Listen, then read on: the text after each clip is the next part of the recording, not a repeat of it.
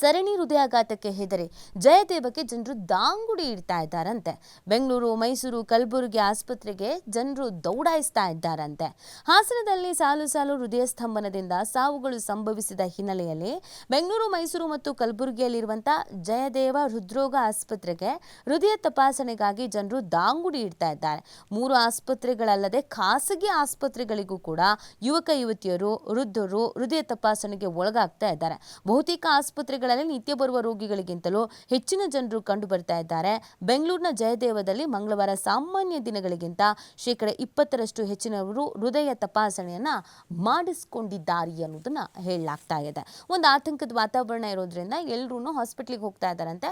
ECG ಮತ್ತೆ BP ಈ ಥರದ್ದೆಲ್ಲ ನಾರ್ಮಲ್ ಆಗಿ ಚೆಕ್ ಮಾಡಿಸ್ತಾ ಇದ್ದಾರೆ ಅಂತ ಆರೋಗ್ಯ ಸಚಿವರು ಇದಕ್ಕೊಂದು ಪ್ರತಿಕ್ರಿಯೆ ಕೊಟ್ಟಿದ್ದಾರೆ. ಏನ್ ಹೇಳ್ತಾ ಇದ್ದಾರೆ ದಿನೇಶ್ ಗುಂಡೂರಾವ್ ಅವರು ಅಂತ ಹೇಳಿದ್ರೆ, ಹಾಸನ ಜಿಲ್ಲೆಯಲ್ಲಿ ಒಂದೇ ತಿಂಗಳಲ್ಲಿ 20 ಮಂದಿ ಹೃದಯಾಘಾತದಿಂದ ಮೃತಪಟ್ಟಿರುವ ಪ್ರಕರಣಗಳ ಅಧ್ಯಯನ ನಡೆಸಿ 10 ದಿನಗಳಲ್ಲಿ ವರದಿ ನೀಡುವಂತೆ ತಜ್ಞರ ಸಮಿತಿಗೆ ಸೂಚಿಸಲಾಗಿದೆ. ವರದಿ ಬಂದ ಬಳಿಕ ಇಂಥ ಪ್ರಕರಣಗಳ ತಡೆಗೆ ಅಗತ್ಯ ಕ್ರಮವನ್ನು ಕೈಗೊಳ್ತೀವಿ. ಆತಂಕ ಪಡುವಂತ ಅವಶ್ಯಕತೆ ಇಲ್ಲ ಅಂತ ಆರೋಗ್ಯ ಸಚಿವರು ಹೇಳ್ತಾ ಇದ್ದಾರೆ. ಬಟ್ ಯೂತ್ಸ್ ಸ್ವಲ್ಪ ಇದರಿಂದ ಗಾಬರಿ ಆಗಿದ್ದಾರೆ.